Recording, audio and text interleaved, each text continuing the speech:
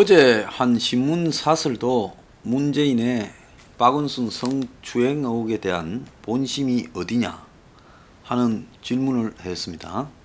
근데 저도요 마찬가지로 그 질문에 대해서 문의 본심이 뭔지 묻고 싶습니다.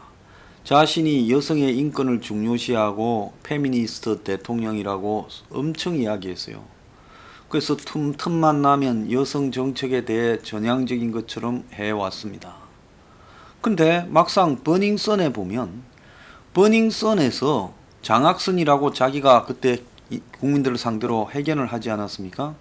그러면서 김학의와 또 장자연 문제는 공소시효가 끝나도 사실을 있는 대로 밝히라고 했습니다. 그러면 박원순 사건에도 정치적인 아무런 감정 없이 드라이하게 말하자면 박원순 사건의 진실에 대해서도 이 피의자가 죽었지만은 진실은 있는 대로 밝혀야 되고 거기에 가담하거나 가세한 사람 이런 부분에 대해서도 철저하게 조사하라 이렇게 말하는 것이 매우 자연스러운 행동입니다.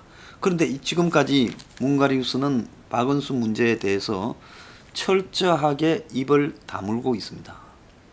자, 이 부분이 엄청나게 모순이죠.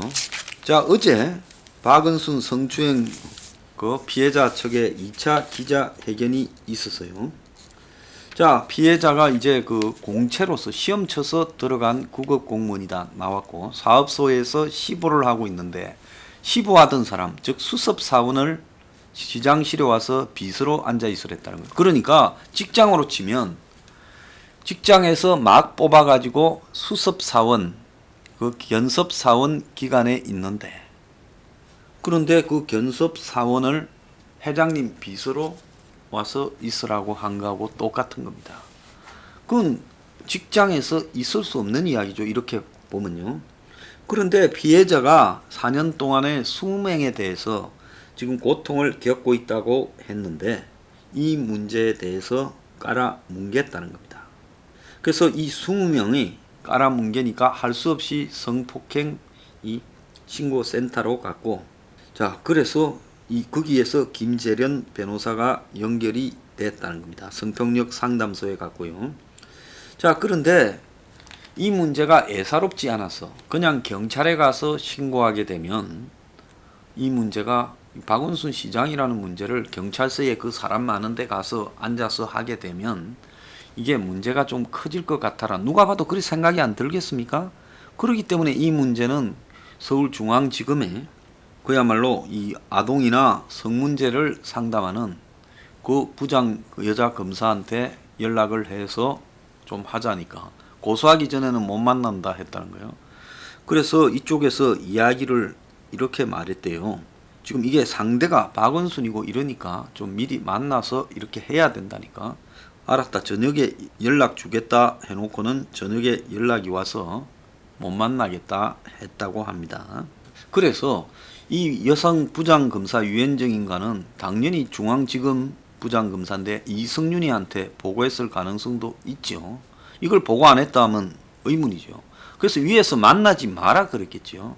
그러니까 나중에 저녁에 전화해서 안 만나겠다. 그러니까 검찰에 가서 고소해봤자 이게 문제가 잘 안 되겠구나. 원래 이제 박원순이 정권과 매우 가까운 서울시장이기 때문에 경찰로 가서는 요즘 경찰이 정권에 굉장히 이렇게 밀착이 되어 있으니까 좀 문제가 되겠다 우려해서 검찰로 가겠댔는데 검찰에서 거부당했다는 거예요. 그래서 피해자가 결국은 경찰로 갈 수밖에 없었고 오후 2시 반경에 서울청에 또 아동 여성 담당 팀장에게 통화를 해서 이야기를 했다는 거예요. 그러니까 4시 반에 그냥 느닷없이 종로경찰서로 바로 간 게 아니란 거죠. 그럴 리가 없겠죠. 그러니까 2시간 뒤에 이제 고소하러 갔다라는 거예요.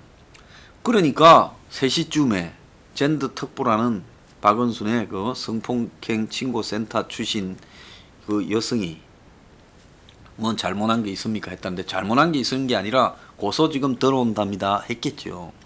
이렇게 진행되었을 가능성이 있는데 이렇게 보자면 검찰에서 새어나갔을 수도 있고 지금 경찰에서 새어나갔을 수도 있다는 거예요. 경찰은 아마 당일날 위에 이제 이 전화를 2시 반에 했을 때 본청까지 보고했고 청와대에 보고했겠지만 검찰은 그 전날 오후에 이미 청와대에 보고했을 가능성도 매우 크다는 겁니다. 그러니까 유출 경위와 관련해서는 검찰, 경찰을 둘 다 조사해야 된다. 그러면 돌아다니던 그 요약본은 누가 뺐냐? 그게 가짜니 진짜니 이런 말이 많았는데 일부 사안만 빼고는 진짜더라고요. 그런데 그 어머니가 피해자의 어머니가 1차로 5월달에 김재련 변호사를 5월 12일 날 만나가지고 털어놓은 사실을 이제 고소를 결심하고 이 타이핑을 내가 쳐놨는데 그걸 갖다가 이번에 박 시장 자살 직후에 그게 쫙 퍼졌죠, 시중에. 그런데 유출자가 교회 목사였다는 겁니다. 그래서 친분이 있던 목사한테 우리 딸이 이런 힘든 일을 당한 상황이니 기도를 부탁한다고 문건을 줬다는 거예요. 근데 목사가 이걸 또 교회 다른 관계자한테 줬다는, 이 사람도 목사 자격이 없는 사람이죠. 신부가 고해 성사를 만약에 신도가 하면 그걸 또 다른 사람한테 이야기를 하면 되겠습니까? 그래서 퍼져나갔는데 그걸 어떻게 알았는가 하면 오타를 하나 냈대요. 근무기간이 이상하더라고. 2017년 돼 있죠. 그런데 그 오타를 그대로 지금 돌아다니는데도 있었다. 그래서 그 문건이 바로 그 문건이다. 이렇게 지금 이야기가 되고 있습니다. 그래서 이 사람도 목사도 조사 대상이 되어버렸다는 거고요. 자, 서울시의 20명의 공무원들은 다 불러서 조사해야 된다. 저는 생각을 하고요. 이걸 무마시키고 직무유기를 했죠. 은폐 의혹의 관련자들이다. 그 중에 사법처리 대상자가 있다고 보고 또 검찰과 경찰에도 조사가 되어져야 된다. 이 정도 부분이 밝혀지려면 이 부분은 문이 직접 지시를 국민들 앞에서 해야 된다. 그러지 않으면 이 진실이 밝혀지겠어요? 청와대에서 또 연락이 가고 청와대에서 박원순과 무슨 이야기를 주고받았는지 모르는 상황에서 청와대가 진실을 밝히려고 할 것인가? 저는 안 할 거라고 봅니다. 청와대도 무관하지가 않지요. 박원순의 조카가 한 말이 의미심장합니다. 그린벨트 가지고 그렇게 괴롭히더니만 결국 죽게 됐다. 그런데 죽은 다음 날 그린벨트가 서울시를 또 받으라고 압박을 했다. 자, 그 부분을 보면 결국 박 시장이 잘못했지만 그 잘못한 부분에 대해 청와대가 그린벨트로 밉다고 지금 죽도록 방치하지 않았냐, 뭐 그런 뉘앙스가 포함되어 있다 볼 수가 있는 겁니다. 그래서 이 부분의 진실은 다 밝혀져야 된다. 자, 그리고 한동훈 검사장이요, 그저께 이 검찰의 서울중앙지검에 출석해서 검언 유착 조사를 받았는데 MBC의 공작이라고 지금 이렇게 소리내어서 이야기를 했다고 합니다. 자, 자기는 유시민이 스스로가 강연료를 받았다니까 확인해보면 될 것이고 걸리면 된다라는 그는 시간이 없으니 이만 나가라 하는 와중에 지나가는 말로 했을 뿐인데 그걸 가지고 제보자와 MBC가 자신에게 공작을 했다. 지금 이렇게 말을 하고 있습니다. 자, 한동훈 검사장은 MBC와 이 제보자 이런 것들을 다 끝까지 싸워서요 처벌을 해주기를 부탁합니다. 자, 김어준이가 지 방송에서 트럼프가 당선되기를 바라며 바이든을 찍지 말아야 했습니다. 제가 그래서 문가리우스가 트럼프를 지지한다고 말하지 않았습니까? 한국의 이 숫골들이나 머리가 좀 굳은 우파 쪽의 사람들은 뭐 바이든은 좌파다 트럼프가 우파다 하는데 김어준이가 트럼프를 지지한다 하고 그러면서 트럼프 편을 들었다는 것은 문 정권이 그대로 트럼프가 있어야 북한하고 공작하는데 유리하고 트럼프한테 뭔가 로비로, 지난번에 대미 로비 자금 1위잖아요. 반란한 게 많더라. 바이든이 되면 새로 발라야 되니 복잡하다라는 걸 의미하는 거 아니겠어요? 잘 되지도 않을 거고요. 자, 김어준이 자기 하는 TBS 라디오, 이 팟캐스트도 아니고 유튜브도 아닙니다. 라디오 방송에서 미국의 보수 인사를 출연시켜서 북미 대화를 보고 싶다면 바이든에게 투표하면 안 된다. 그러면서 남북 관계 개선을 위해 미북 간의 톱다운 소통을 선호하는 트럼프 대통령의 재선을 기원하는 여권 내부의 심리가 엿보인다 하는 말이 김어준의 트럼프 편들기에 대해 지금 나오고 있습니다. 친 트럼프 인사 해리 카지아니스라는 사람을, 이 싱크탱크 사람을 출연시켜서 바이든이 승리하면 미북 대화가 어떻게 되겠냐 하고 김어준이 물으니 아마 미북 간의 정상회담을 보기 어려울 거다. 이 사람이 이렇게 말을 했습니다. 오바마 시절에 외교 정책을 답습해서 북한에 대해 매파로 지금 백악관이 바이든이 되면 채워지지 않겠느냐. 바이든은 오바마 때 이 부통령을 지냈고 오바마는 북에 대해서 전략적 인내라는 이런 미명으로 거의 상대를 하지 않고 내팽겨뒀죠. 자, 그래서 김어준이 그러면 트럼프가 역전을 해야 한다. 무엇으로 가능하겠느냐 물었고, 여기에 이제 출연자가 바이든 후보는 인기가 없고 코로나를 진지하게 최우선 과제로 삼고 미국 정부가 모든 일을 다 하고 있다는 모습을 보이면 트럼프 재선이 가능하다. 자, 김어준이가 트럼프 당선을 위해 지금 미국의 트럼프 측근과 맞장구를 치고 있는 모습이 나타났다. 그런데도 한국은 터뽕 환자라고 숙골들이 그걸 찬양하겠습니까? 추미애가 요즘 간이 배밖에 나오고 있습니다.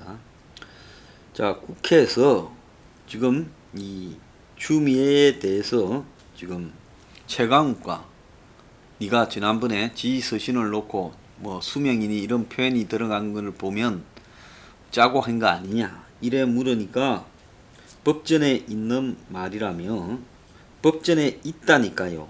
그래서 어쨌다는 겁니까? 라고 이야기를 했다는 거예요.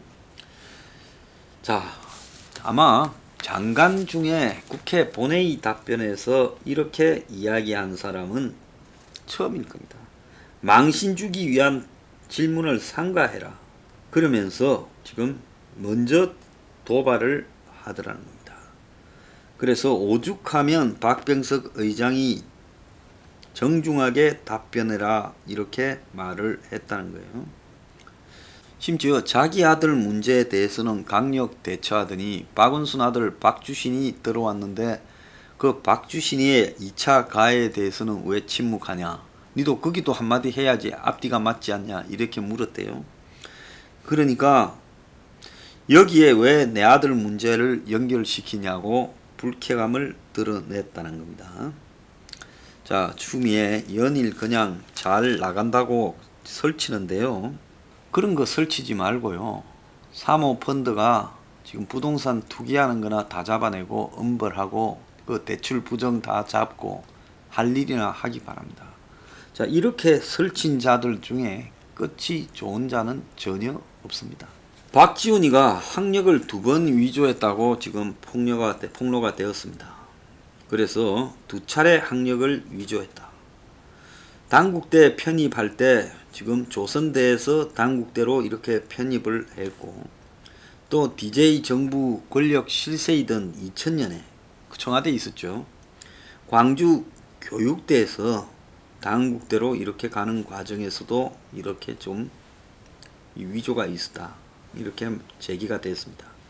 65년에 조선대 상학과 5학기 수료를 인정받아 단국대학교에 편입을 했다. 이랬는데 조선대학은 다니지도 않았습니다.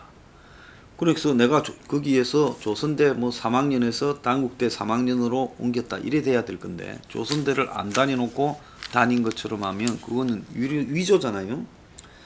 또 2000년 말에 조선대 부분을 이제 조선대 안 다녔다 이렇게 되는 부분이 거의 확실하니까 광주 교대 4학기 수료로 정정을 했다. 이렇게 이제 문제가 제기가 됐습니다. 그래서 그때는 이제 힘이 있을 때니까 이거 이대로 나눴다가는 나중에 언젠가는 한번 터질 수 있겠다 싶었으니까 청문회 때 대비해 가지고 뒤늦게 힘이 있을 때 고칠라 한 건 줄 뭐 의문입니다. 65년에 기재한 학적부 원본을 보면 조선대로 적혀 있는데 이걸 2000년 12월에 스카치 테이프를 붙이고 조선대가 광주교대로 바뀌었다고 합니다. 그래서 당시에 2년제이던 광주교대를 졸업하고 4년제에 편입하면 인정받는 학점이 40학점밖에 안 되는데, 그러면 남은 2년을 다니는 게 아니라 학점을 적게 인정받았기 때문에 3년을 다녀야 된다. 보통 한 학기에 20학점쯤 되잖아요. 그러니까 1학년밖에 인정을 못 받는다는 거. 그러면 3년을 단국대에서 더 다녀야 되는데 3학기만 다녔다는 겁니다. 그러니까 박지원은 이 연을 학기로 다닌 거예요. 그래서 박지원이 63년 3월부터 65년 2월까지 그래서 광주교육대 4학기를 다녔고 65년 9월부터 67년 2월까지 단국대 상학과를 3학기를 다녔다. 요렇게 해가지고 졸업했다고 서류를 국회에 낸 거예요. 그런데 63년 3월부터 65년 2월까지 4학기는 연도가 맞지요.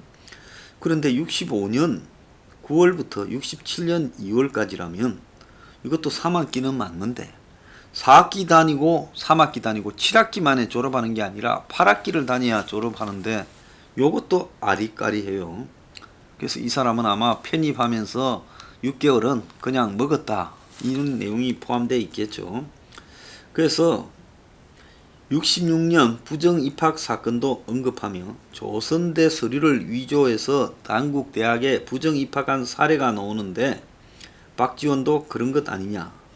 자, 이런 이야기까지 제기되었습니다. 또 지금 2000년에 저지른 조선대학을 다니다가 단국대학으로 편입했다는 걸 23세 때 다녔다는 건데 53세가 되었을 때 조선대학을 안 다녔으니까 이제 광주교대가 좀 만만했겠죠. 그래서 광주교대를 다닌 것처럼 그렇게 학력 위조로 이렇게 해서 53세에 23세에 이 학력을 싹 바꿔버렸다. 이렇게 지금 이야기가 나오는 겁니다. 박지원은 억울하다고 이야기하고 있겠죠. 이거 뭐 지금 뭐라고 그러겠습니까? 자, 그럼 오늘 좀 웃기는 사람들이 많이 등장이 됐는데요. 자, 이런 식으로 이 나라의 진보 좌파라는 것들이 진면목을 드러내고 있습니다. 자, 박원순 사건 진실 끝까지 밝혀져야 됩니다.